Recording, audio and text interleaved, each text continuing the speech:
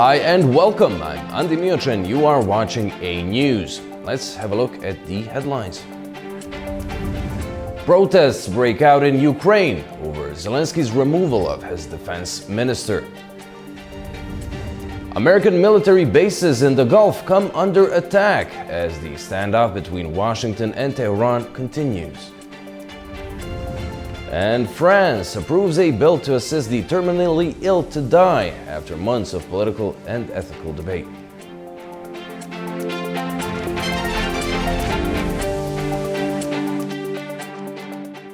Thank you for tuning in. We begin in Ukraine, where rare protests have broken out over President Volodymyr Zelensky's latest cabinet reshuffle.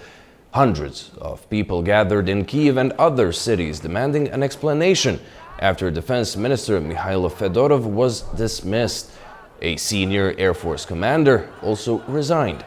Lawmakers say Interior Minister Ihor Klimenko is expected to become the next defense minister, while some warn the change could undermine Ukraine's war effort and confidence in Zelensky's leadership. Meanwhile, Keir Starmer is using his final visit to Kyiv as Prime Minister to reaffirm Britain's long-term support for Ukraine and unveil a new air defense package. Zainab Farajzadeh reports. Keir Starmer is making his final visit to Ukraine as Prime Minister, arriving in Kyiv on Thursday to mark the culmination of 2 years of his leadership in supporting Ukraine. Today also marks Sir Keir's final day as Labour leader, and Burnham is due to be declared the party's new leader on Friday before travelling to Buckingham Palace on Monday, where he is expected to be invited by the King to form a government. During a joint press conference with President Volodymyr Zelensky, Starmer reaffirmed that the UK's cast-iron support for Ukraine would always endure. He announced a further €300 million support package alongside Sweden to provide 16 advanced aircraft to strengthen Ukraine's air defences. British PM said the mood is shifting, arguing that Vladimir Putin is now being forced to admit the invasion is creating real problems inside Russia. He said now was a time to increase pressure on Moscow, adding that Ukraine had helped preserve European security and was one of the world's most battle-hardened and technologically advanced military forces. President Zelensky said he was afraid of changes in leadership among Ukraine's allies, but hoped the close relationship between Kyiv and London would continue under the next Prime Minister. He also awarded Sir Keir the Order of Freedom, Ukraine's highest honor for a foreign national. During his time in office, the UK has remained one of Ukraine's closest allies, providing military assistance, training for Ukraine troops, and financial support. Sir Keir also oversaw the signing of a 100-year partnership between the UK and Ukraine, aimed at strengthening defense, trade, and long-term cooperation. Zainab Farajzadeh, A News, Manchester, United Kingdom. Turkey is renewing its push for Russia-Ukraine peace talks, with Foreign Minister Hakan Fidan in Kyiv to discuss mediation, Black Sea security, and future guarantees. Adam Moro has more on that in Istanbul. Turkish Foreign Minister Hakan Fidan is in Kiev for high-level talks aimed at reviving diplomatic efforts to end the Russia-Ukraine war, while strengthening bilateral ties and security cooperation. Fidan has held talks with his Ukrainian counterpart, Andrei Sabiha, with the two ministers discussing the stalled peace process, Black Sea security, and Turkey's continuing role as a potential mediator between Moscow and Kiev. Speaking at a joint press conference, Fidan called for the continuation of the Turkey-mediated Istanbul negotiation process and said Ankara would continue its diplomatic efforts to bring the two sides back to the negotiating table. Frankly, we do not want the war to spread to the Black Sea. It is essential to preserve peace in the Black Sea. Targeting ports, tankers and fishing boats there and putting civilians' lives at risk is not something that can be excused. In this regard, we once again emphasize here that all parties must act with common sense and responsibility. Zabiha, for his part, said Turkey could serve as a venue for a potential meeting between Ukrainian President Volodymyr Zelenskyy and Russian President Vladimir Putin. Kiev says it remains ready for a ceasefire and believes direct talks at the leaders' level could provide fresh momentum towards ending the conflict. Fidan's visit comes as Turkey seeks to build on its unique position as a NATO member that maintains working relations with both Ukraine and Russia. Ankara has hosted several rounds of direct negotiations between the two sides and helped broker the Black Sea grain deal, while continuing to voice support for Ukraine's territorial integrity. Black Sea security is also expected to feature prominently in Fidan's wider discussions with senior Ukrainian officials. The visit comes amid continuing international efforts to establish a framework for future security guarantees for Ukraine and prevent further escalation of the conflict. Fidan's scheduled program also includes a meeting with President Zelenskyy, as well as talks with other top Ukrainian officials and representatives of the Crimean Tatar community. The visit underscores Ankara's continuing effort to position itself as a central diplomatic player in any future negotiations aimed at bringing Europe's prolonged war to an end. This is Adam Morrow for A News in Istanbul, Turkey.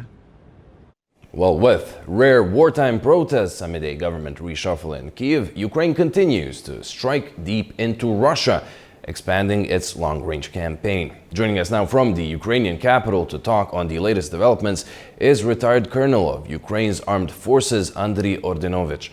Andriy, welcome. Thank you so much for joining us. Let's start with the firing of the defense minister. We've seen how a part of the general public in Kyiv and other cities feels about this move, but how are soldiers and officers reacting? Was this decision a surprise? Actually, I don't know. There would be a simple answer, but the more explanation answer, I would say the Ukraine already exercise civil democratical control over the armed forces of Ukraine since 2004. And Ukrainian military does understand what does mean this kind of control and who's supposed to leave and what is the main objectives, main function and task for each branch of the Ukrainian executive power. For soldiers, it is very, very important to continue the strategy, to continue the operational plan, and continue their missions and what they are doing right now to defending their country. Yes, for sure, from my understanding, today we have already new cabinet minister, but the Ministry of Foreign Affairs and Ministry of Defense are not yet approved by Verkhovna Rada.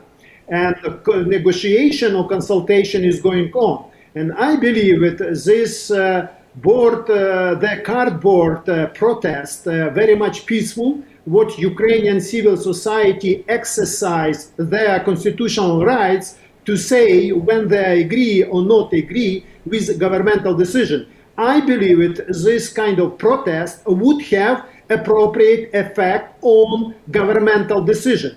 Minister Fedorov, since his assignment to Ministry of Defense and before as a digital minister of digital transformation ministry, they did a lot of positive development, and current half of the year on the battlefield, soldiers started to feel the positive changing their strategy. It was clear indication of strategic objectives, what military is supposed to do, how the military could help and create better conditions for negotiation. And for sure, numbers of Ukrainians, including among the military leadership and flag officer, quite been surprised of such decision. But we do have an exercise civil democratical control. We are very much trust our commander-in-chief, supreme commander-in-chief, and I hope this solution would be trustful and beneficial to the entire Ukrainian community and the military.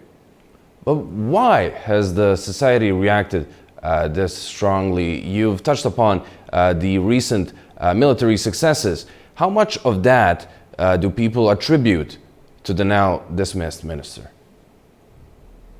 The Minister Fedorov, since his first days, and the Minister of Defense trying to present the strategical objectives. And among the strategical objectives, we several times already discussed on your program, like, to create conditions for Russian troops on the ground not to be able to replace troops in order to reduce their operational tempo. It also was discussed very much how the technology, adaptation to new character of the war, and innovation could help military to sustain operational tempo, to repeal Russian military out of Ukrainian soil, and again coming to the political military objective to create appropriate condition.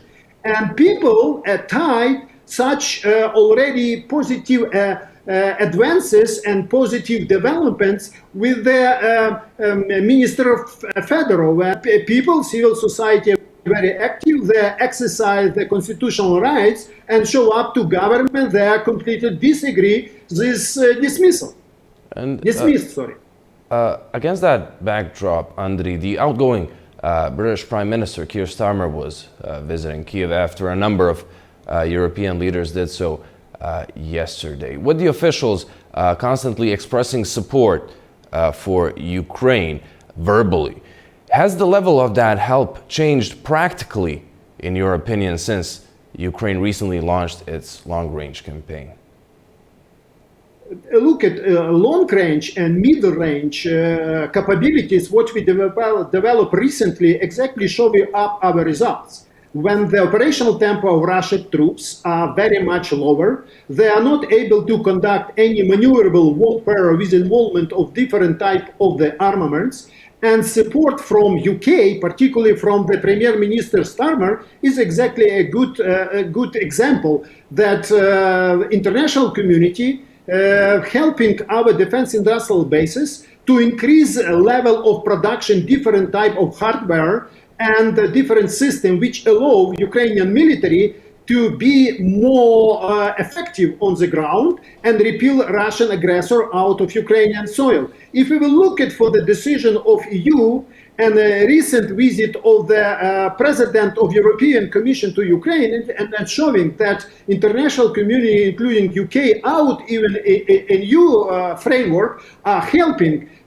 We've been able since the beginning of the full-scale invasion to produce hundreds or thousands UAVs, for example, or a robotic system. Right now, it is, as President mentioned during this yesterday celebration of our statehood day, that are 10 million. Without strong support of international understanding our critical needs, it would be completely impossible. And based on the event with EU, it is exactly they are showing up that Ukraine is a key point for European security and defense. Second, it was underlined the international cooperation, integration of defense international base of Ukraine toward the defense industrial base, toward the international EU or UK joint venture. It's helping to be much stronger to produce what we needed on the ground. I mean, this kind of pay respect visit to Ukraine as a last couple days of his venue or his time or term to be a Premier Minister, showing that international cooperation with Ukraine are a key interest and a key priority for numbers of countries. And visit of Turkey Ministry of Defense with another peace efforts, it's another kind of evidence that Ukraine is the key role for the European and beyond security and defense. Andriy, as we are waiting for the names of the new ministers, a few of them, a new prime minister was confirmed by the parliament following last week's resignation of Yulia Sviridenko. Former energy executive Serhiy Koretsky was described by Volodymyr Zelenskyy as the, quote, most prepared candidate, as the goal now is to prepare for winter. Do you expect this change in priorities to also affect the battlefield? again, we are trust very much in our Supreme Commander, and probably he knows where our weakest points are in preparation to autumn and winter. And selection of the new Premier Minister and evidence votes, or we could see on the screen of Verkhovna Rada, 358, if I'm not mistaken, the votes for support. It means Mr. Koretsky as a Premier Minister is going to be effective because he showed up the good results and leading Ukrnaftogaz. And based on his speech, I am happy to listen to that. The first priority for him, it is prepare our country, prepare our society to the upcoming winter. Second priority, not less important, it is supporting our defense forces. Third priority, what he had mentioned, it is a support of the territory and the group of people so close to the front line. And third, it is not out of his interest continue our European integration. And very, very important, what he mentioned, to continue all benefit and all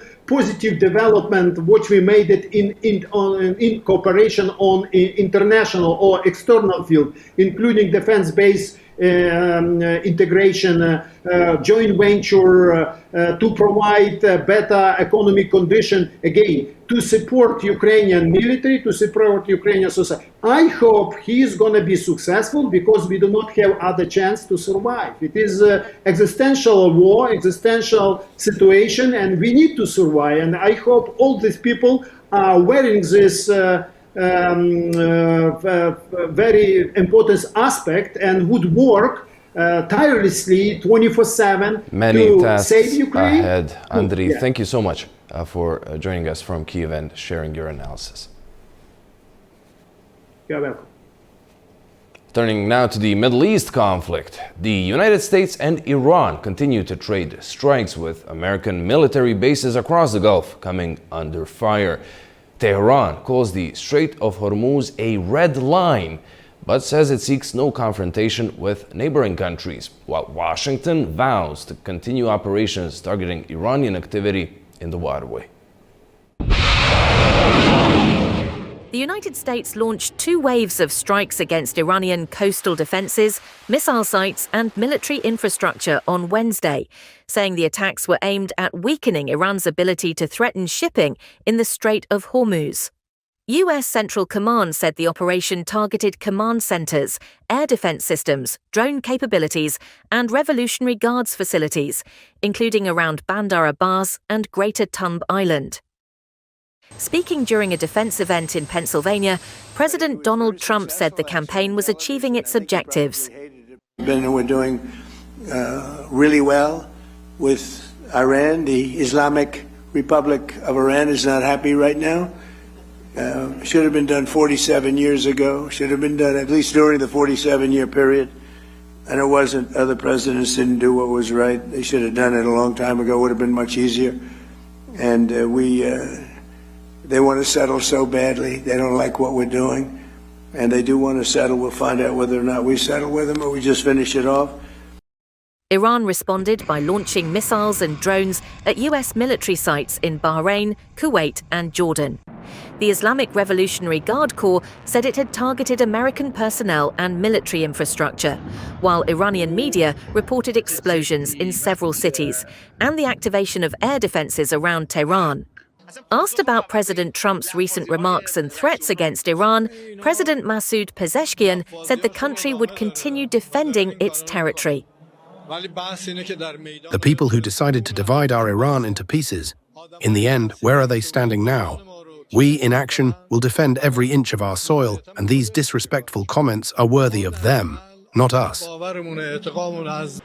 The latest escalation follows Iran's closure of the Strait of Hormuz over the weekend, disrupting one of the world's busiest energy routes. Despite the continuing hostilities, President Trump said Iran had allowed an American citizen detained since 2024 to leave the country, describing the move as a gesture of goodwill. Meanwhile, Iran has summoned Britain's envoy in Tehran after London expanded counter-terrorism powers targeting the IRGC. This comes as diplomatic row escalates over alleged Iranian-backed threats in Europe. Turaj Shiralilu has more from Iran's capital. British envoy in Tehran, Hugo Shorter, was summoned by Iran's foreign ministry on Wednesday.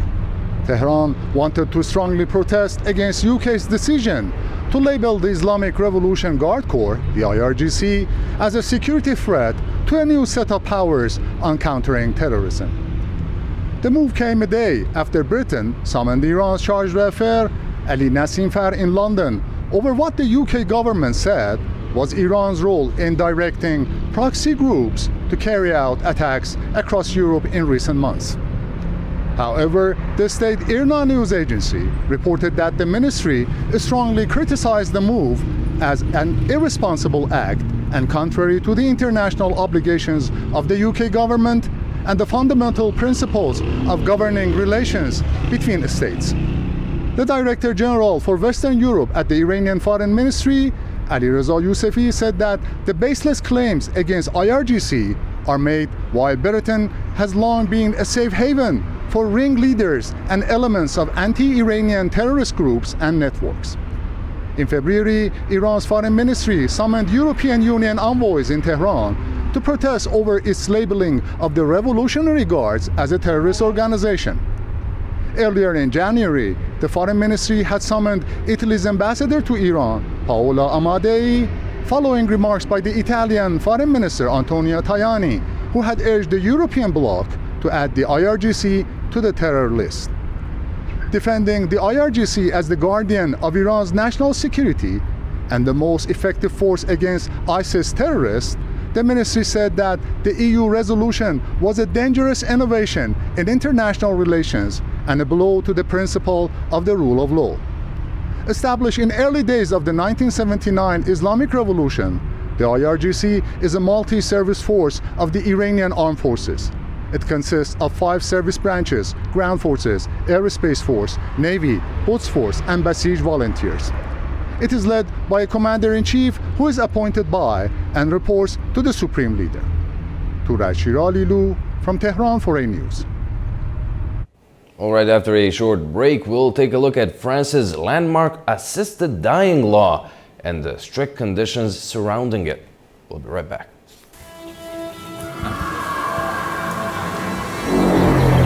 More than 20,000 partisan fighters have been hidden. We found only 3,000.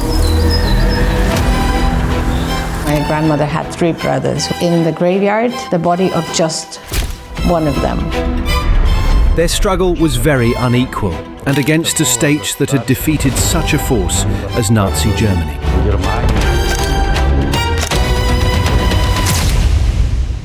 A lot of resistant fighters in the beginning of Soviet occupation actually would end up here, if not killed somewhere in the woods.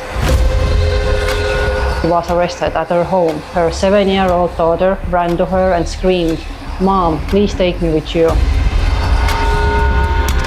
This record, having the names of the individuals who were placed in the list of deportations. I was born in Kengia, in a labor camp. My mother was a partisan liaison. The first years were extremely difficult, of course. Poverty, hunger. The temperature sometimes dropped to minus 50 degrees. The train stations, like the one behind me, once said goodbyes to thousands of people carried from across the Baltic states toward Siberia.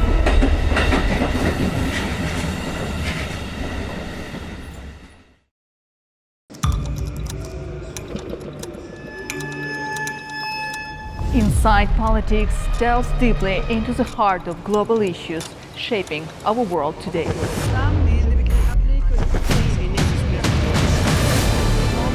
Join me for your go-to source of political analysis from across the region and beyond.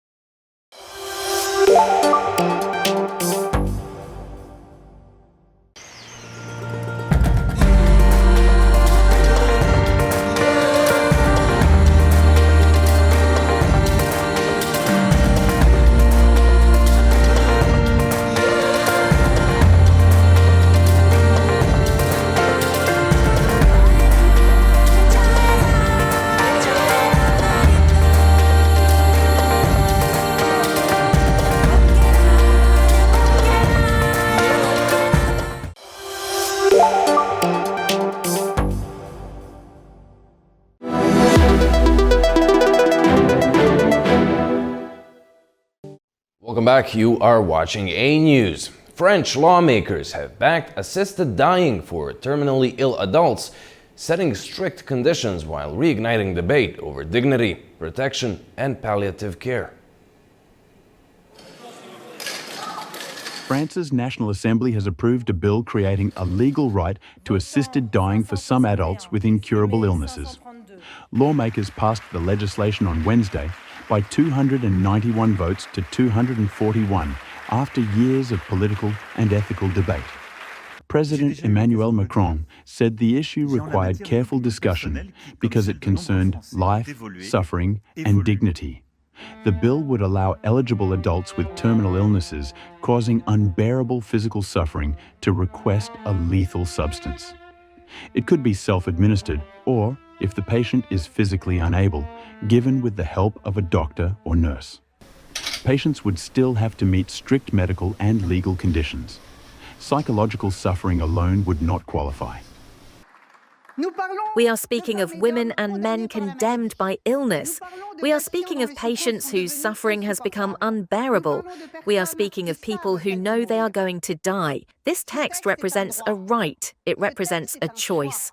A right for the patient, a choice for the healthcare professional. It represents a freedom. It allows us to put an end to injustices. The vote also drew protests outside Parliament. Opponents argue that legalising assisted dying risks normalising euthanasia and could put pressure on vulnerable or seriously ill people to end their lives. They say France should instead expand access to palliative care and pain relief for terminally ill patients. I hold all those who are suffering in my prayers, or at least in my heart, and I believe that death will never be the solution. It is the wrong solution. While it may be the quickest and the quietest, it will never be the right one. We really need to expand palliative care. In fact, I consider this to be immoral and, frankly, unhealthy. As beings created for life, can we really inflict death? The legislation still requires a final review by France's Constitutional Council before it can take effect. If approved, France would join countries including Belgium, the Netherlands, and Spain in allowing assisted dying under strict conditions.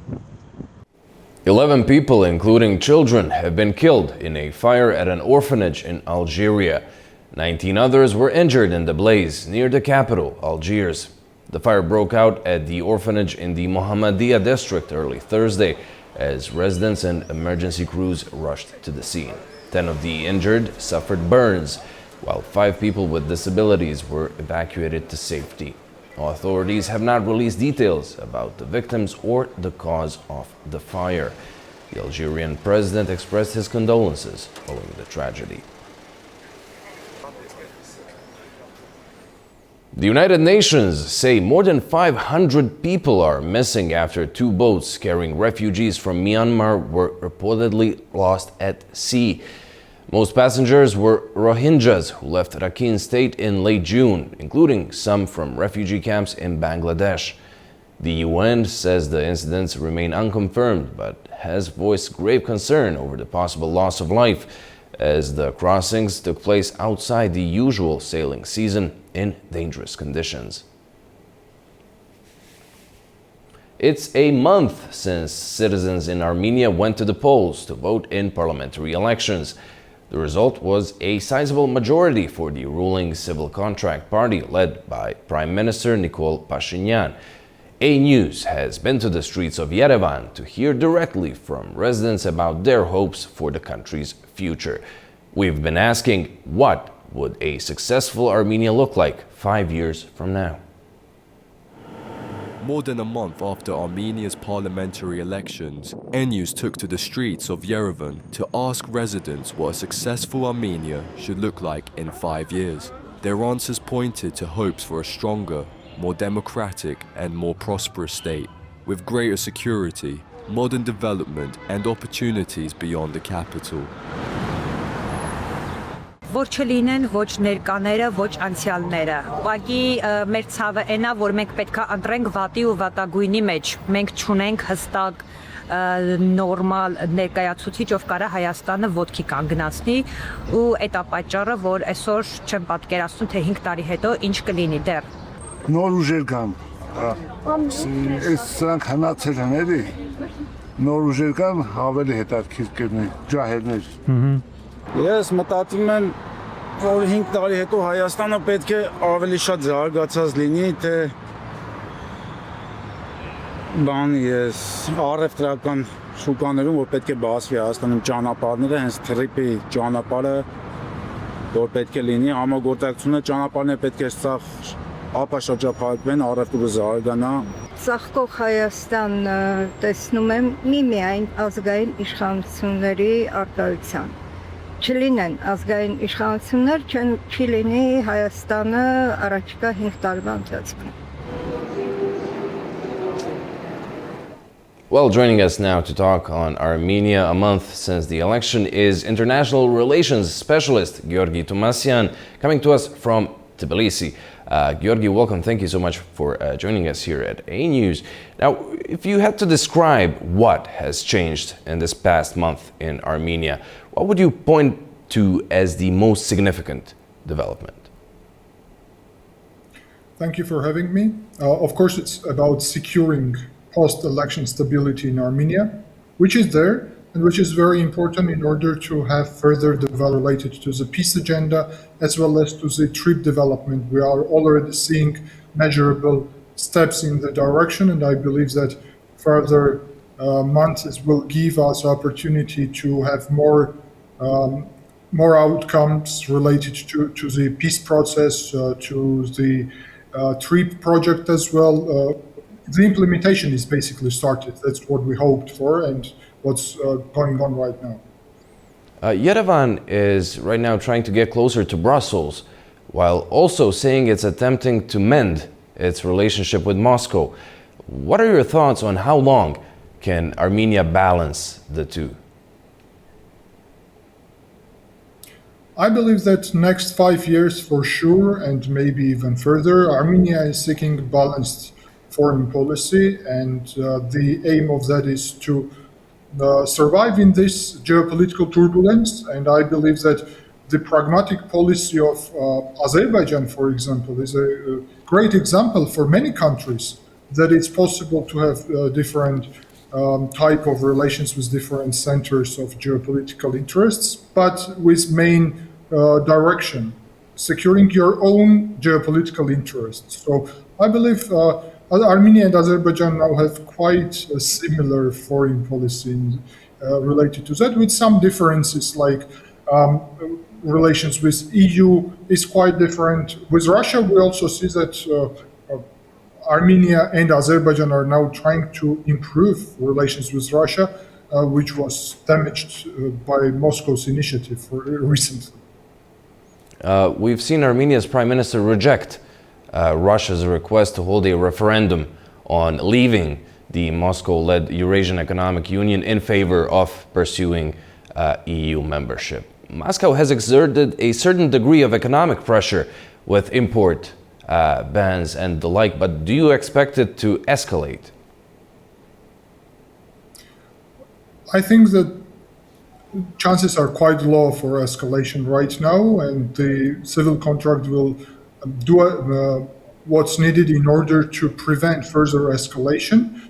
Having constructive relations with Russia is positive for Armenia and for Russia itself, I believe, and not interfering in Armenia's internal policy and political developments is very important, because what we saw during last few months is direct interference, and I believe that here as well, Armenia's and Azerbaijan's position is quite similar. Intervention in internal affairs. At the same time, interference in internal relations and internal policy was connected also to the peace process, and I'm sure that Yerevan is not happy about that. Georgi, when it comes to the peace process between Armenia and Azerbaijan, from Baku's perspective, it cannot be completed without Armenia amending its constitution. Normalization with Ankara also hinges on the peace with Baku. What can Yerevan now do to advance the process? I believe that there is huge room in order to take the measurable steps in direction of real peace process on the ground. It's border demarcation delimitation, it's opening communications, trade, civil society communication, society to society, tree project implementation, which is very important, opening connections with Turkey, like having everything needed, except at the moment, change of constitution, which is obviously blocked because of lacking constitutional majority in the parliament.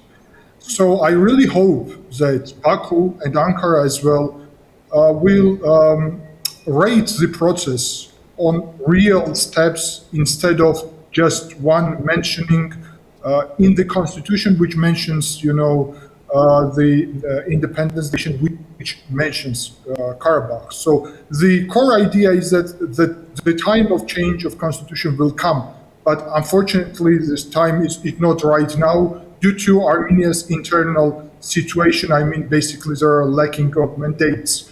Of course, I hope that there will be opportunity to somehow make sure that opposition supports few parliamentaries at least support the idea, but unfortunately, I don't think that it's really possible. Understanding internal policies, which Baku understands as well, I am sure. So it's just about having real peace, which will eventually lead to the removal of this limitation as well and finalization of peace process. On that real peace, we have messages from both Armenia and Azerbaijan that the two countries are now living peace. But on that TRIP project, Armenia has began the ratification process. How important is it for such practical, specific projects to be implemented for the stability, not only of the relations between the two countries, but of the entire region? Well, it's very important. The region is changing its face. It's becoming from the region of confrontation to the region of peace and cooperation, transit. And we also see outcomes of that, like the president of Azerbaijan mentioned that, and it was quite right, of course, qualification for the reality is that right now when we have challenging situation in market and some supplies in that direction, Azerbaijan is a reliable partner in that direction. So I believe this implementation of TRIP project, interconnectivity, we also saw the signing of document related to the internet traffic connections via Azerbaijan and via Armenia to Nakhichevan and so on. The process is showing that trust is built step by step, and there is a huge possibility to have prosperous reality for Armenia and for Azerbaijan due to this huge importance of the middle corridor, which is connecting wider regions. So this could benefit and benefit the peace process. And here I, of course, value the personal positions of Minister for Armenia and President of Azerbaijan. And briefly, Georgi, with ties to the Collective Security Treaty Organization now frozen, who can Armenia now rely on for security? Well, for Armenia, it's not about relying on someone, and it should not be like that. It's about first of all, relying on yourself, your diplomacy, your military, your nation, and again, I think that the era of global engagement and trying to bring some powers to the region is somehow closed and over. Instead of that, we have multidimensional foreign policy with different players. Azerbaijan is doing that, Armenia is also doing that, and instead of that, I believe having peace process with Baku, normalization with Ankara is the best peace guarantee for Armenia, security guarantee for Armenia, as well as developing its own military and opportunities like every sovereign country is doing. But at the same time, of course, development of cooperation with the Western countries is balancing what Armenia was missing for a long time of having one lined foreign policy.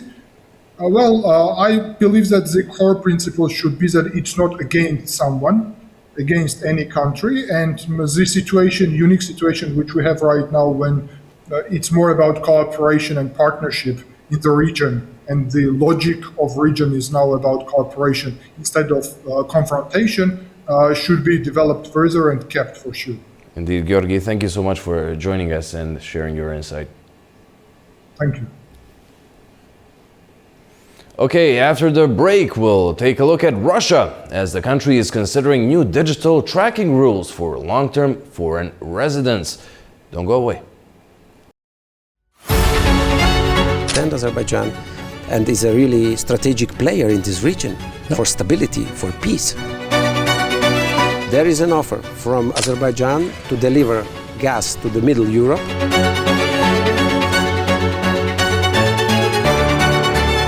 Slovakia helped to build more closer, more constructive relations between Baku and Brussels. Azerbaijan we see like one of the key players.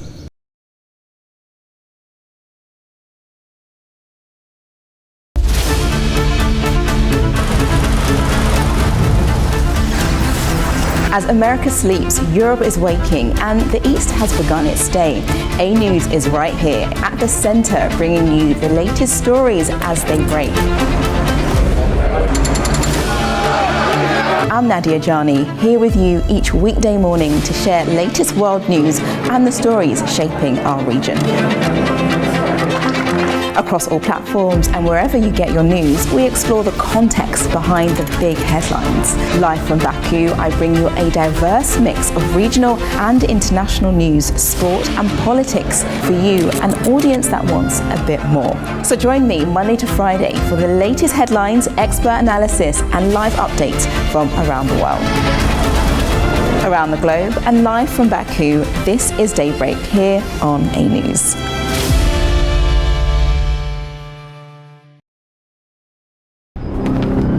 Welcome to A News, unfiltered news and analysis from the region and beyond. From Washington to Beijing, Tehran to Kabul, to Tbilisi to Tashkent. Hello, I'm Jay. Challenges. Today is the third. We're with you 24/7, taking you live to the front lines of the day's biggest stories. Welcome to Gabala. One important note to fears. I'm here. Azerbaijan and Armenia. Hello, we're recording on the 8th of November.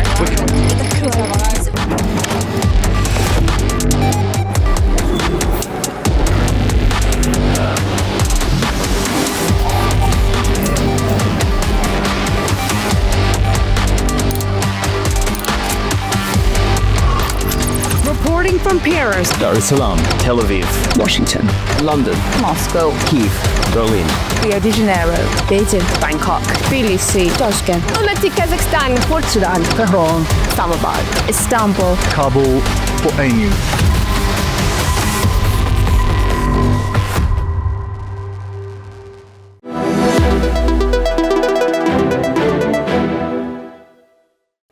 Welcome back. You are watching A News. Russia is considering new digital tracking rules for long-term foreign residents, raising fresh concerns for millions of Central Asian migrant workers. Sevil Rajapova reports from Tashkent. Russia may soon require foreign nationals staying in the country for work or other long-term purposes to purchase a mobile phone equipped with a special electronic profile. According to Deputy Interior Minister Igor Zubov, the device would allow authorities to monitor people's movements, track changes in their places of residence, and send automatic reminders when visas, work permits, or other documents are about to expire. The proposal builds on a pilot program already operating in Moscow and the Moscow region. Since September last year, labor migrants from Uzbekistan and 8 other visa-free countries have been required to install the Amina mobile application, which shares geological data with Russia's Interior Ministry. According to the ministry, more than 139,000 foreign nationals have already been removed from the migration register after failing to transmit location data for more than 3 working days. The measure could have significant implications for Central Asia, whose citizens make up the largest share of Russia's migrant workforce. According to Russia's border service, 3.12 million entries into Russia were made by Uzbek citizens in 2025, followed by 1.44 million from Tajikistan and 983,000 from Kyrgyzstan. Kazakhstan recorded the highest overall number of entries at 3.2 million, although many were for short-term travel rather than labor migration. In recent years, Russia has tightened migration controls through expanded digital registration systems and strict enforcement measures as the country continues to rely on foreign workforce to address labor shortages in sectors such as construction, logistics, and manufacturing. The latest proposal would further expand the country's use of digital technologies in the migration management if approved by lawmakers. It is Sivil Rajab reporting from Tashkent, Uzbekistan A News. Azerbaijani President Ilham Aliyev met Palestinian Prime Minister Mohammad Mustafa in Baku on Thursday. The two leaders discussed bilateral ties, with Aliyev reaffirming Azerbaijan's support for an independent Palestinian state with East Jerusalem as its capital. Mustafa thanked Azerbaijan for its humanitarian assistance, including plans to build a secondary school, financial aid and support through UNRWA, UN's Relief and Works Agency for Palestine Refugees.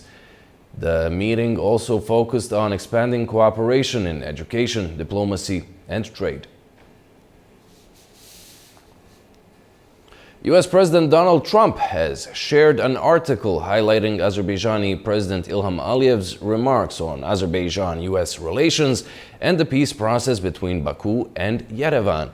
The Breitbart article by Joshua Klein follows his question to Aliyev at the 4th Shusha Global Media Forum on Azerbaijan-US relations and the peace process with Armenia. Azerbaijan's president was quoted as saying that the Trump administration played a special role in advancing the peace process, arguing that previous US administrations had focused on freezing the conflict rather than resolving it. He said Trump viewed peace as an opportunity and that his administration helped create a framework in which progress became possible. Kazakhstan and China have signed more than 70 agreements worth over $15 billion, deepening cooperation in technology, transport, investment, and industry. Fariza Kalimurzina has more on that in Almaty. More than 70 commercial agreements valued at over $15 billion have been signed during Kazakh President Kassym-Jomart Tokayev's walking visit to China. The agreements cover technology, investment, transport and industrial cooperation. Speaking to executives from China's leading companies in Shanghai, Tokayev said Kazakhstan is entering what he described as a new golden 30 years of cooperation with China. Economic ties between the two countries continue to grow.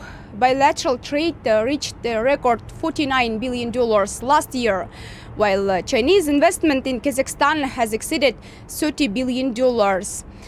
More than 8,500 companies with Chinese capital are now operating in the country. Tokayev said Kazakhstan is looking beyond attracting investment with a focus on joint technology development, research centers, advanced manufacturing, and building a skilled workforce to support the knowledge-based economy. He also invited Chinese companies to take part in projects involving artificial intelligence, data centers, digital logistics, and smart cities. Another focus is the digitalization of transport corridors linking China and Europe. Around 85% of rail freight between China and Europe pass through Kazakhstan, while the country has invested more than $35 billion in transport infrastructure. Tokayev said the next step is to speed up cross-border trade through digital technologies. One of the initiatives is the smart cargo platform designed to integrate customs, logistics and commercial services into a single digital system. Cooperation on critical minerals was also on the agenda. Kazakhstan says it wants to work with international partners not only on mining strategic minerals, but also on expanding domestic processing to create higher value-added industries. Tokayev's visit continues on July 17th with the World Artificial Intelligence Conference in Shanghai, where international cooperation on AI will be one of the main topics. Fariza Kalimurzina, Almaty, A News. Turkmenistan and Georgia are seeking closer transport and trade ties, with the Middle Corridor and the planned Anaklia port at the center of high-level talks in Tbilisi. Nini Nikolaishvili has the details. President Serdar Berdimuhamedov was received at Tbilisi International Airport by Vice Prime Minister and Defense Minister Irakli Chikovani before a formal welcoming ceremony at the Presidential Palace hosted by President Mikhail Avalashvili. The two presidents then held a one-on-one meeting focused on bilateral cooperation and the regional agenda, with talks between Berdimuhamedov and Prime Minister Irakli Kobakhidze set for Friday alongside ministerial-level meetings. Separately, Georgia's government administration hosted a delegation of Turkmen deputy prime ministers and the country's trade minister, with talks centered on the Middle Corridor, the Trans-Caspian route linking China and Central Asia to Europe through the Caspian Sea, the South Caucasus and Turkey. The Georgian side highlighted ongoing investment in the corridor's western leg, including the planned Anaklia deep-sea port, as both countries look to translate political dialogue into concrete transport and trade links. President Avalashvili said Georgia's transit position, Black Sea access and Anaklia's development could open new avenues for cooperation in transport, energy and the digital economy, adding that he thanked Berdimuhamedov for supporting Georgia's sovereignty and territorial integrity. The visit follows Georgia's strategic partnership agreements with Kazakhstan in June and Uzbekistan in July, part of a broader effort by Tbilisi to anchor itself as the corridor's western gateway.